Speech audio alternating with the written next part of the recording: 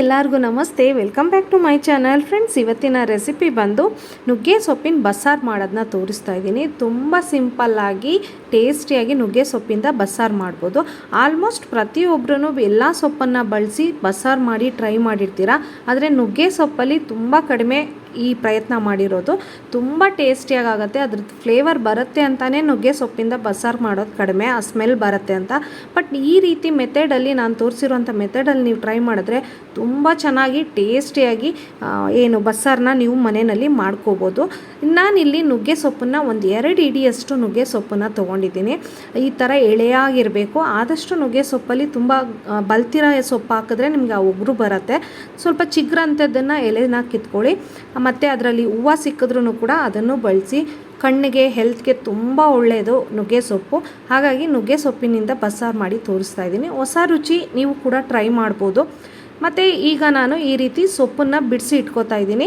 ಬಲ್ತಿರೋಂಥ ಕಡ್ಡಿನ ಆದಷ್ಟು ಕಡಿಮೆ ಬಳಸಿ. ಇದು ಎಳೆ ಅಂದಿದ್ದರೆ ಪರವಾಗಿಲ್ಲ ಕಡ್ಡಿ. ಈ ರೀತಿ ನಾನು ಬಿಡಿಸಿ ಇಟ್ಕೋತಾ ಇದ್ದೀನಿ. ನೀಟಾಗಿ ಸೊಪ್ಪನ್ನು ಬಿಡಿಸಿ ಈ ರೀತಿ ಒಂದು ಸಲ ವಾಶ್ ಮಾಡಿ ಇಟ್ಕೊಳ್ಳಿ. ಯಾಕಂದರೆ ಸಮ್ಮರಲ್ಲಿ ಸಿಕ್ಕಾಬಟ್ಟೆ ಧೂಳು ಕೂತಿರುತ್ತೆ ಸೊಪ್ಪು ಮೇಲೆ.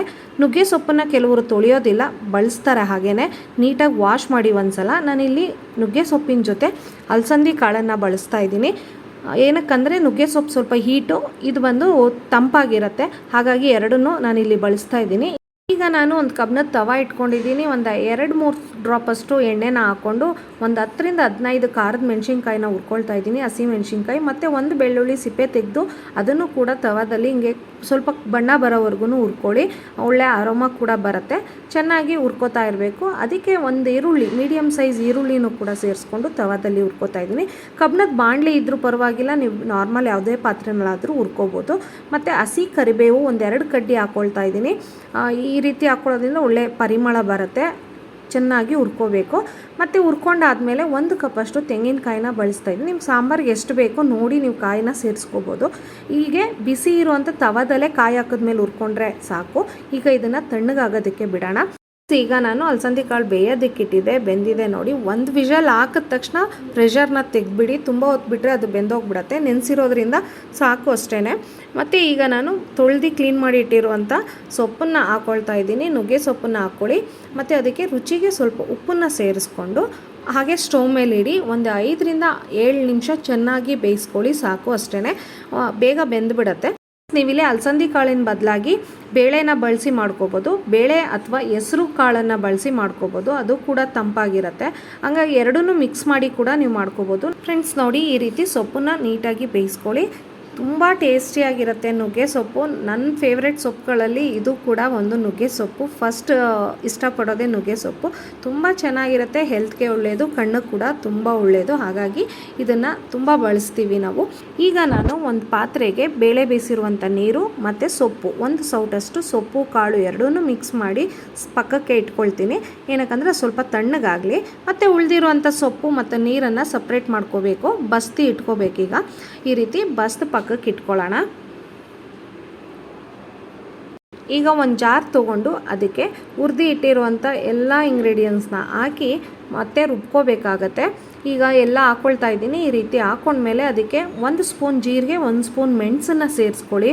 ಅದಕ್ಕೆ ಒಂದು ಸಣ್ಣ ಗೋಲಿ, ಮೀಡಿಯಮ್ ಸೈಜ್ ಗೋಲಿ ಗಾತ್ರದ ಹುಣಸೆಹಣ್ಣನ್ನು ಹಾಕ್ಕೊಳ್ಳಿ. ಕೊತ್ತಂಬರಿ ಸೊಪ್ಪನ್ನು ಸೇರಿಸ್ಕೊಂಡು ಮತ್ತು ಅದಕ್ಕೆ ಸೊಪ್ಪು ಮತ್ತು ಕಾಳು ತೆಗೆದಿಟ್ಟಿರ್ತೀವಲ್ಲ ಅದರ ನೀರು ಮತ್ತು ಕಾಳು ಎರಡನ್ನೂ ಹಾಕಿ ಈ ರೀತಿ ಫೈನ್ ಪೇಸ್ಟ್ ಮಾಡ್ಕೋಬೇಕಾಗತ್ತೆ. ಗ್ರೀನ್ ಕಲರ್ ಬರುತ್ತೆ ನೋಡಿ, ತುಂಬ ಚೆನ್ನಾಗಿರುತ್ತೆ. ನೋಡೋಕ್ಕೆ ಕಲರ್ ಕೂಡ ಚೆನ್ನಾಗಿದೆ. ಬಸ್ಸಾಂಬಾರು ಕೂಡ ಚೆನ್ನಾಗಿರುತ್ತೆ. ಈ ರೀತಿ ರುಬ್ಕೊಂಡ್ಮೇಲೆ ಸೋಸಿಟ್ಟಿರುವಂಥ ನೀರಿಗೆ ಇದನ್ನು ಹಾಕ್ಕೋಬೇಕಾಗತ್ತೆ. ರುಬ್ಬಿರೋ ಮಸಾಲಾನ ಹಾಕ್ಕೊಂಡು ನೀಟಾಗಿ ಮಿಕ್ಸ್ ಮಾಡ್ಕೊಳ್ಳಿ. ಬೇಕಂದರೆ ಸ್ವಲ್ಪ ನೀರನ್ನು ಸೇರಿಸ್ಕೊಳ್ಳಿ. ತುಂಬ ನೀರು ಸೇರಿಸ್ಕೋಬೇಡಿ, ಟೇಸ್ಟ್ ಕಮ್ಮಿ ಆಗಿಬಿಡತ್ತೆ. ಬೇಯಿಸಿಟ್ಟಿರೋ ನೀರಿಗೆ ಮಾತ್ರ, ಸೊಪ್ಪೇನು ಬೇಯಿಸಿಟ್ಟಿರ್ತೀವಿ ಅದನ್ನು ನೀರಿಗೆ ಮಾತ್ರ ಸೇರಿಸ್ಕೊಳ್ಳಿ. ನಾನಿಲ್ಲಿ 1 ಸೌಟಷ್ಟು ಅದು ಏನು ಖಾರ ಮಸಾಲ ರುಬ್ಬಿಟ್ಟಿದ್ವಿ ಅದನ್ನು ತೆಗೆದಿಟ್ಕೊಂಡಿದ್ದೀನಿ. ಏನಕ್ಕಂದರೆ ಸೊಪ್ಪು ಹಾಕಿ ಒಗ್ಗರಣೆ ಕೊಡೋಣ ಅಂತ. ಅದು ಟೇಸ್ಟ್ ಚೆನ್ನಾಗಿರುತ್ತೆ. ಫ್ರೆಂಡ್ಸ್, ಈಗ ನಾನು ಸೊಪ್ಪು ಬೇಯಿಸಿರುವಂಥ ಕುಕ್ಕರ್ನೇ ಇಟ್ಟು ಒಗ್ಗರಣೆ ಕೊಡ್ತಾಯಿದ್ದೀನಿ. ಒಂದು 4 ಸ್ಪೂನ್ ಎಣ್ಣೆ ಹಾಕ್ಕೊಳ್ಳಿ. 1 ಟೇಬಲ್ ಸ್ಪೂನ್ ಸಾಸಿವೆ ಮತ್ತು ಒಗ್ಗರಣೆಗೆ ಒಣಮೆಣಸಿನ್ಕಾಯಿ, ಕರಿಬೇವು ಹಾಕ್ಕೊಳ್ಳಿ. 1-2 ಕಡ್ಡಿ ಕರಿಬೇವು ಮತ್ತು ಇಲ್ಲಿ ಕರಿಬೇವಿನ ಹೂವು ಕೂಡ ಹಾಕ್ಕೊಳ್ತಾ ಇದ್ದೀನಿ. ಸಿಕ್ಕಿತ್ತು ಹಾಗಾಗಿ ಅದನ್ನು ಬಳಸ್ತಾ ಇದ್ದೀನಿ ಫ್ಲೇವರ್ಗೆ. ಅದಕ್ಕೆ 1 ಈರುಳ್ಳಿ, ಮೀಡಿಯಮ್ ಸೈಜ್ ಈರುಳ್ಳಿನ ಸಣ್ಣದಾಗಿ ಹಚ್ಚಿ ಚೆನ್ನಾಗಿ ಹುರ್ಕೊಳ್ಳಿ.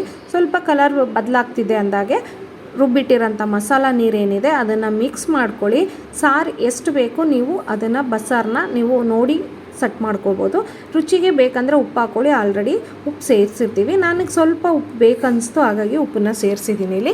ಸೊ ಒಂದು ಕುದಿ ಬಂದರೆ ಇಲ್ಲಿಗೆ ಬಸ್ಸಾರು ರೆಡಿ ಆಗುತ್ತೆ.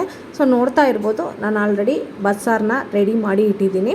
ಇಲ್ಲಿಗೆ ಬಸ್ಸಾಂಬಾರು ರೆಡಿ ಆಗುತ್ತೆ. ಮತ್ತು ಈಗ ಸೊಪ್ಪು ಒಗ್ಗರಣೆಗೆ ಒಂದು ಬಾಣಲಿ ಇಟ್ಕೊಂಡಿದ್ದೀನಿ. ಆ ಬಾಣಲಿಗೆ ಒಂದು 5-6 ಸ್ಪೂನಷ್ಟು ಎಣ್ಣೆ ಹಾಕ್ಕೊಳ್ತಾ ಇದ್ದೀನಿ.